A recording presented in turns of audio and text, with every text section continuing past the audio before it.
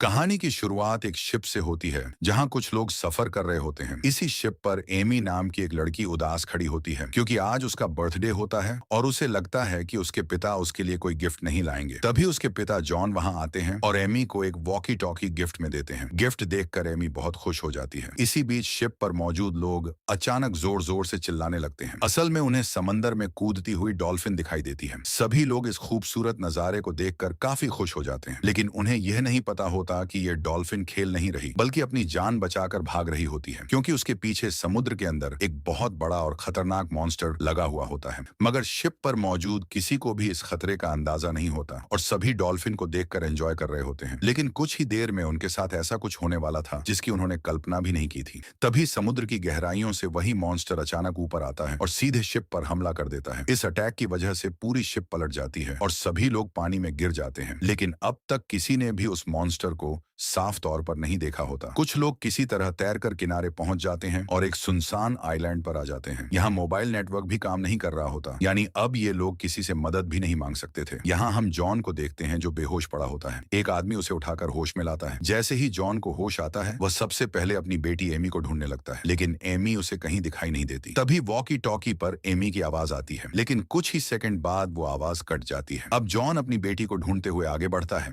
जहां उसे थोड़ी दूरी पर शिप से बचे हुए कई लोग नजर आते हैं। उन्हीं लोगों के बीच उसे अपनी बेटी एमी भी दिख जाती है। एमी को जिंदा देखकर जॉन राहत महसूस करता है और उसे बचाने के लिए उसकी तरफ बढ़ने लगता है, लेकिन तभी एक आदमी उसे रोक देता है और सामने की तरफ इशारा करता है। जॉन जैसे ही उस तरफ देखता है तो उसके होश उड़ जाते हैं। वहां वही विशाल मॉन्स्टर सांप मौजूद होता है जिसने उनकी शिप को पलट दिया था। वो सांप इतना बड़ा और डरावना होता है कि उसे देखकर सबकी हालत खराब हो जाती है। सांप के आसपास खड़े लोग अपनी जान बचाने के लिए इधर उधर भागने लगते हैं, लेकिन वह विशाल सांप उन पर हमला कर देता है और एक एक करके लोगों को जिंदा निगलना शुरू कर देता है। जॉन जब यह देखता है कि उसकी बेटी खतरे में है तो वह तुरंत एमी की तरफ दौड़ पड़ता है, लेकिन तभी एक आदमी उसे पकड़ लेता है, क्योंकि उसे पता होता है कि अगर जॉन आगे गया तो वह भी उस सांप का शिकार बन सकता है। जॉन खुद को छुड़ाने की कोशिश करता है और बार बार कहता है कि उसे अपनी बेटी को बचाना है, मगर वह आदमी उसे रोकते हुए बोलता है कि अब बहुत देर हो चुकी है। इसी दौरान वह विशाल सांप एमी को जिंदा निगल लेता है। साथ ही वह कई और लोगों को भी अपना शिकार बनाता है और फिर धीरे धीरे जंगल के अंदर गायब हो जाता है। अपनी बेटी को अपनी आंखों के सामने इस तरह खत्म होते देख जॉन पूरी तरह टूट जाता है। वह जोर जोर से रोने लगता है क्योंकि चाह कर भी वह उसे बचा नहीं पाया। लेकिन तभी अचानक उसके वॉकी टॉकी पर एमी की आवाज आती है। आवाज सुनते ही जॉन को समझ आ जाता है कि एमी अभी मरी नहीं है, बल्कि वह उस सांप के पेट के अंदर जिंदा है। अब जॉन ठान लेता है कि चाहे कुछ भी हो जाए वह अपनी बेटी को वापस जरूर लाएगा। जैसे ही जॉन जंगल की तरफ बढ़ने लगता है वैसे ही जैक नाम का एक आदमी भी उसके साथ जाने का फैसला कर लेता है। कुछ और लोग भी उनके साथ चलने के लिए तैयार हो जाते हैं, लेकिन बाकी लोग उन्हें रोकते हैं और कहते हैं कि यह जंगल बहुत ज्यादा खतरनाक है, यहाँ गए तो कोई भी वापस नहीं आएगा। फिर भी जॉन किसी की बात नहीं सुनता और अपनी बेटी को बचाने के लिए जंगल के अंदर चला जाता है। बाहर खड़े लोग उन्हें पागल समझते हैं और मानते हैं कि जंगल में जाना सीधा मौत को बुलावा देना है, लेकिन उन्हें यह नहीं पता होता कि जंगल के बाहर भी उनकी जान सुरक्षित नहीं है। तभी अचानक एक अजीब सा प्राणी उनके एक साथी को पकड़कर जंगल के अंदर खींच लेता है। यह देखकर बाकी लोग डरकर वहां से भाग जाते हैं, लेकिन एक आदमी कुछ समझ नहीं पाता कि आखिर सब भाग क्यों रहे हैं। यही वही आदमी होता है जो कुछ देर पहले जॉन और बाकी लोगों को जंगल में जाने से रोक रहा था। जैसे ही वह जंगल की तरफ मुड़ता है तभी अंदर से एक लंबी लाल जीप बाहर आती है जो उसे जकड़ लेती है और सीधे जंगल के अंदर खींच जाती है।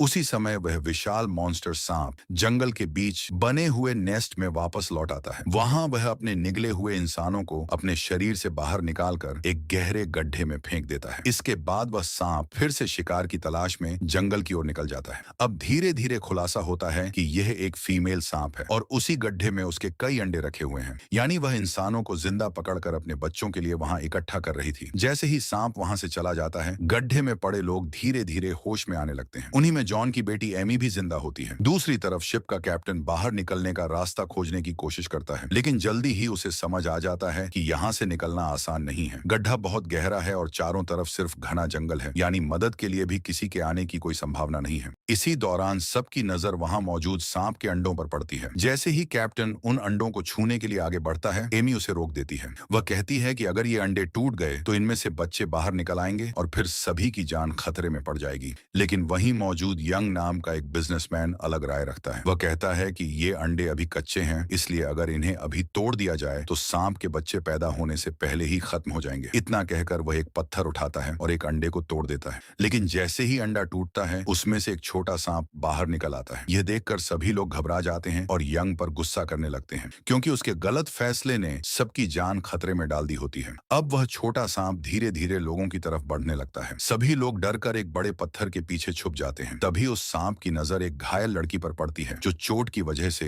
भाग नहीं सकती थी। सांप तेजी से उस पर हमला करता है और उसे खा जाता है। इसके बाद कहानी फिर से जंगल की तरफ शिफ्ट होती है, जहां जॉन, जैक और बाकी लोग अब भी उस विशाल सांप के निशानों का पीछा करते हुए आगे बढ़ रहे होते हैं। उन्हें अभी तक ना सांप मिला होता है और ना ही निगले गए लोग, लेकिन फिर भी वे हार नहीं मानते। कई घंटों की मशक्कत के बाद वे एक पुरानी फैक्ट्री जैसी जगह पर पहुंचते हैं। अंदर जाकर उन्हें बिखरा हुआ सामान, केमिकल की बोतलें और एक सैनिक का कंकाल दिखाई देता है। ये सब देखकर उन्हें समझ आ जाता है कि इस जगह पर कुछ बहुत ही गलत हुआ था। जब वे वहां रखी एक अलमारी खोलते हैं तो उसमें कई किताबें और फाइलें मिलती हैं। जैसे ही वे उन्हें पढ़ना शुरू करते हैं, पता चलता है कि ये कोई साधारण फैक्ट्री नहीं थी, बल्कि एक एक्सपेरिमेंटल लैब थी। पहले कभी इस आइलैंड पर जानवरों पर रिसर्च की जाती थी और उन्हीं एक्सपेरिमेंट्स की वजह से यहाँ के जानवर अब बहुत बड़े, खतरनाक और खूंखार बन चुके थे। ये सब देखकर जॉन और उसके साथियों को साफ समझ आ जाता है कि यह आइलैंड बेहद खतरनाक है। यहाँ सिर्फ जानवर ही नहीं, बल्कि पेड़ पौधे भी जानलेवा हो चुके हैं। इसीलिए अब हर कदम बेहद सोच समझ कर रखना जरूरी था। इसके बाद ये लोग उस लैब से बाहर निकलकर जंगल में एक जगह थोड़ी देर आराम करने के लिए रुक जाते हैं। तभी जैक एक पेड़ की लकड़ी काटता है और जैसे ही लकड़ी कटती है उसमें से काले रंग का लिक्विड निकलने लगता है। उसी वक्त उनका एक साथी सिगरेट जलाने के लिए माचिस जलाता है,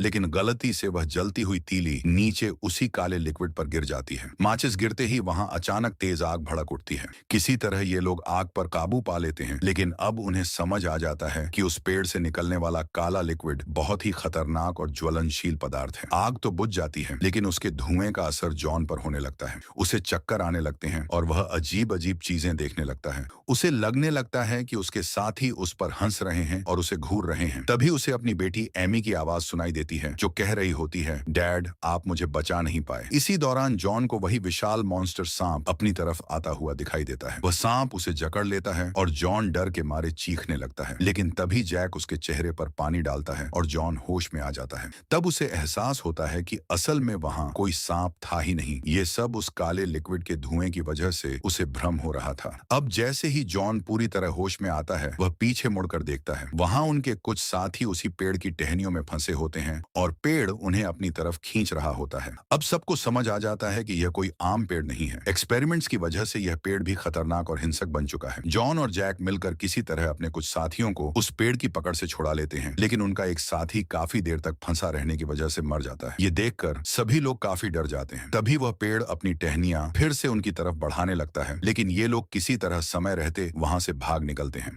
दूसरी तरफ नेस्ट का सीन दिखाया जाता है, जहां यंग नाम का बिजनेसमैन उस छोटे सांप को मार देता है। इसके बाद वह गुस्से में शिप के कैप्टन से भिड़ जाता है और उसे जिम्मेदार ठहराते हुए कहता है कि यह सब उसी की वजह से हुआ है। अगर कैप्टन शिप को किनारे नहीं लाता तो वे कभी इस जगह फंसते ही नहीं। दोनों को लड़ते हुए देखकर सुशी नाम की लड़की बीच में आकर उन्हें रोकती है। वह समझाती है कि आपस में लड़ने से कोई फायदा नहीं होगा। अगर जिंदा बचना है तो मिलकर यहाँ से बाहर निकलने का रास्ता ढूंढना होगा। उधर जॉन, जैक और बाकी लोग अभी भी उस गड्ढे में फंसे लोगों को ढूंढने की कोशिश कर रहे होते हैं। कई घंटों तक चलने के बाद सभी थक कर रुक जाते हैं। तभी उनका एक साथी पानी लेने के लिए नदी की तरफ जाता है। जब वह पानी भर रहा होता है, तभी उसके कानों में एक अजीब सी आवाज सुनाई देने लगती है। वह समझ नहीं पाता कि ये आवाज कहां से आ रही है। अचानक ही एक उड़ती हुई मछली उसके पास आकर गिरती है। उस मछली के बड़े बड़े दांत होते हैं और वह बेहद डरावनी दिखती है। लड़का उसे देखकर घबरा जाता है, लेकिन तभी वह मछली उस पर हमला कर देती है। वह किसी तरह उसे पकड़कर वापस नदी में फेंक देता है और तुरंत अपने साथियों की तरफ भागता है। लेकिन अब वह अजीब आवाज और भी तेज हो जाती है। उसे एहसास होता है कि और भी खतरनाक मछलियां उसकी तरफ आ रही हैं। कुछ ही पलों में कई सारी मछलियां सफेद धुंध के साथ उड़ती हुई उसके पीछे लग जाती हैं। अब सभी लोग समझ जाते हैं कि अगर वे इस धुंध के अंदर रहे तो ये मछलियां उन्हें टुकड़े टुकड़े कर देंगी। इसलिए सभी लोग वहां से भागने लगते हैं, लेकिन मछलियों की रफ्तार बहुत तेज होती है। जान बचाने के लिए ये लोग पेड़ों के पीछे छुपते हैं। तभी जैक को समझ आता है कि ये मछलियां उसी सफेद धुंध के साथ ही सक्रिय होती हैं। वह तुरंत सभी को धुंध से बाहर निकलने के लिए कहता है। इसके बाद सभी लोग किसी तरह दौड़ते हुए उस सफेद धुंध से बाहर आ जाते हैं। जैसे ही वे बाहर निकलते हैं, खतरा थोड़ा कम हो जाता है। जो मछलियां उनका पीछा करते हुए बाहर आ गई थीं,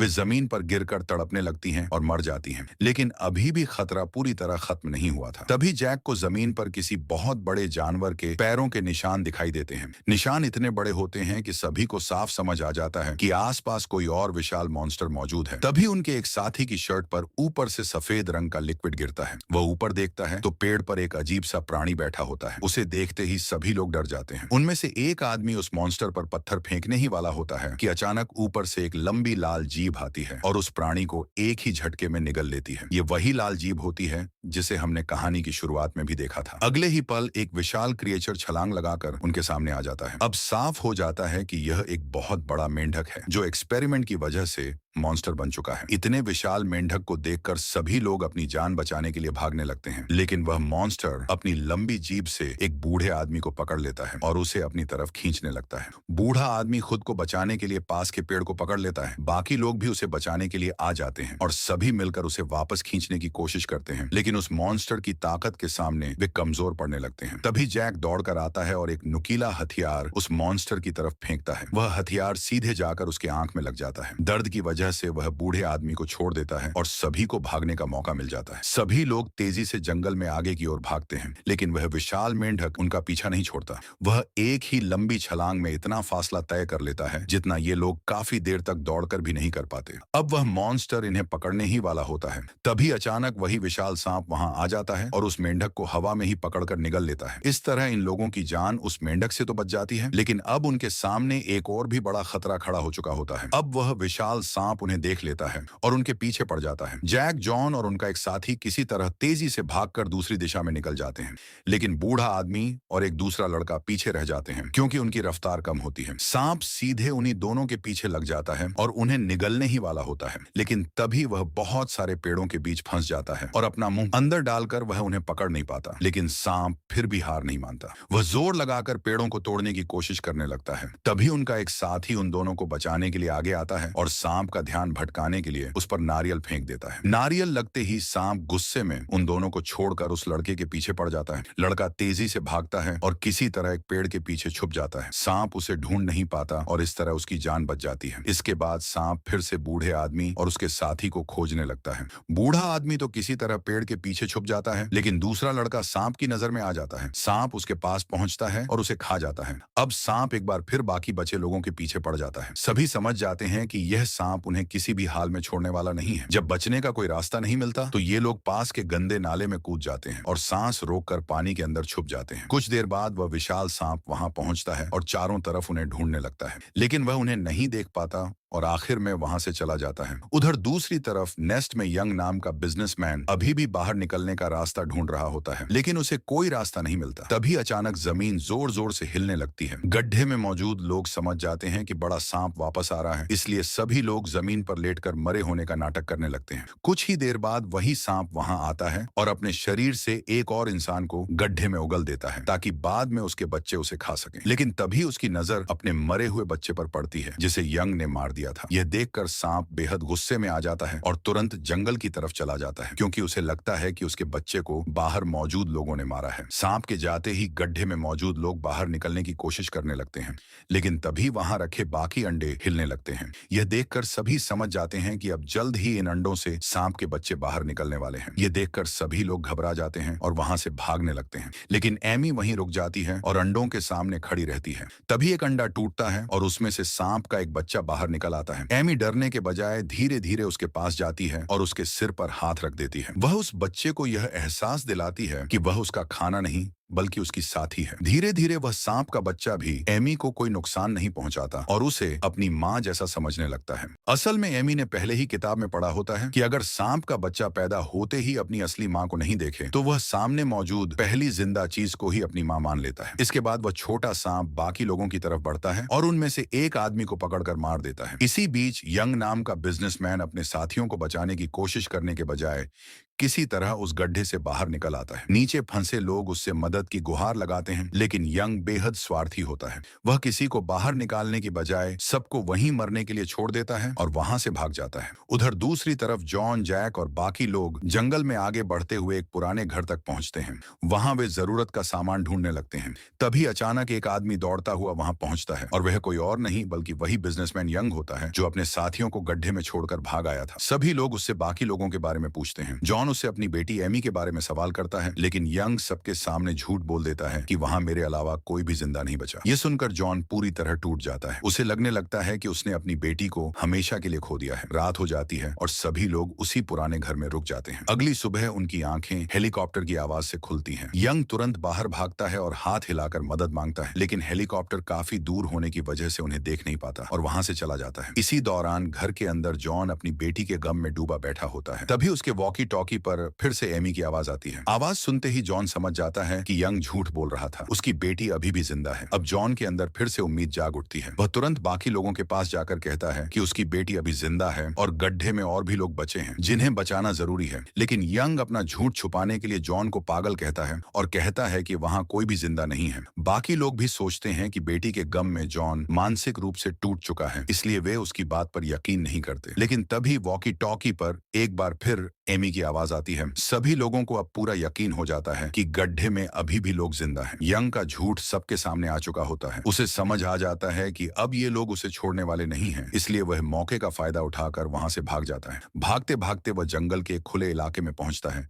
जहां उसे दूर से एक हेलीकॉप्टर आता हुआ दिखाई देता है। हेलीकॉप्टर देखकर यंग खुश हो जाता है और जोर जोर से हाथ हिलाकर उसे इशारे करने लगता है। हेलीकॉप्टर धीरे धीरे उसके करीब आने लगता है, लेकिन तभी वही विशाल सांप वहां पहुंच जाता है और एक ही झटके में हेलीकॉप्टर को हवा में पकड़कर निगल जाता है। यह देखकर यंग की सारी उम्मीदें पूरी तरह टूट जाती हैं। इधर जॉन भी जंगल में अपनी बेटी को ढूंढ रहा होता है। तभी वॉकी टॉकी पर उसकी एमी से बात हो जाती है। सुशी एमी से वॉकी टॉकी लेकर जॉन को बताती है कि वे जंगल के बीचों बीच एक गहरे गड्ढे में फंसे हुए हैं। यह सुनते ही जॉन तुरंत उस गड्ढे को ढूंढने लग जाता है। वॉकी टॉकी की आवाज अब काफी क्लियर आ रही होती है, जिससे जॉन को समझ आ जाता है कि एमी कहीं बहुत पास ही है। दूसरी तरफ गड्ढे में एमी और सुशी फंसी होती है। अब तक बाकी सारे अंडों से सांप के बच्चे बाहर आ चुके होते हैं और दोनों की तरफ बढ़ने लगते हैं। लेकिन तभी वह छोटा सांप जो सबसे पहले निकला था, बाकी सभी बच्चों के सामने आकर उन्हें रोक देता है, क्योंकि वह एमी को अपनी मां समझ रहा होता है। इसी बीच एम्मी को अपने पिता जॉन की आवाज सुनाई देती है। वह जोर जोर से जॉन को पुकारने लगती है। जॉन उसकी आवाज सुन लेता है और उसी दिशा में भागता हुआ उस गड्ढे तक पहुंच जाता है। अपनी बेटी को जिंदा देखकर जॉन बहुत खुश हो जाता है, लेकिन नीचे गड्ढे में अब छोटे सांप एमी और सुशी के बिल्कुल करीब पहुंच चुके होते हैं। जॉन जल्दी से एक पेड़ की जड़ तोड़कर गड्ढे में डालता है और दोनों को ऊपर खींचने की कोशिश करता है।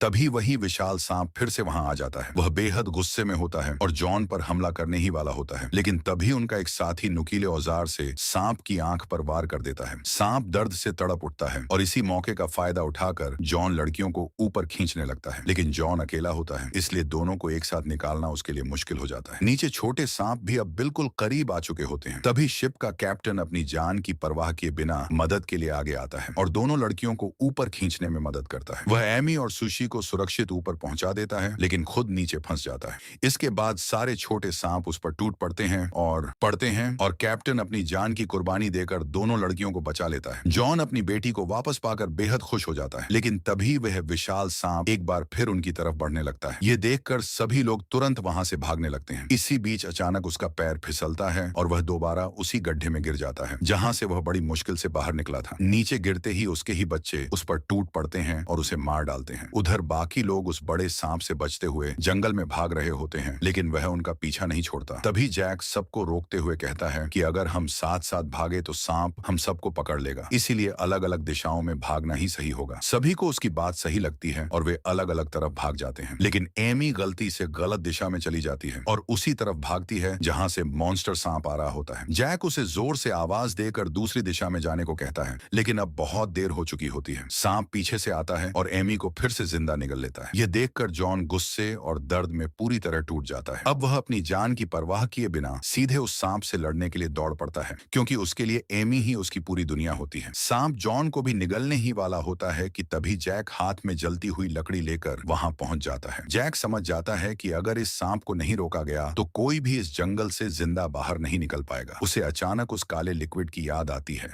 जो आग लगते ही तेजी से भड़क उठता था। वह जलती हुई लकड़ी से सांप का ध्यान अपनी ओर खींचता है और उसे अपने पीछे दौड़ा लेता है। जैक भागते भागते उसी जगह पहुंचता है जहां से पेड़ों में काला लिक्विड निकलता था। जैसे ही सांप वहां पहुंचता है, जैक जलती हुई लकड़ी उस लिक्विड पर फेंक देता है। तुरंत ही वहां भीषण आग भड़क उठती है और पूरा सांप आग की चपेट में आ जाता है। सांप दर्द से तड़पता है और खुद को बचाने के लिए इधर उधर भागता है, लेकिन उसकी पूरी बॉडी जल चुकी होती है। कुछ ही देर में वह विशाल मॉन्स्टर सांप वहीं खत्म हो जाता है। सांप के मरने के बाद सभी लोग उसके मुंह को खोलकर एमी को बाहर निकालते हैं, लेकिन वह कोई रिस्पॉन्स नहीं देती। सबको लगता है कि एमी अब नहीं रही, लेकिन जॉन इस बात को मानने से इनकार कर देता है और लगातार उसे होश में लाने की कोशिश करता है। थोड़ी देर बाद एमी धीरे धीरे होश में आ जाती है। अपनी बेटी को जिंदा देखकर जॉन बेहद खुश हो जाता है और इसी के साथ फिल्म स्नेक केव की कहानी खत्म होती है।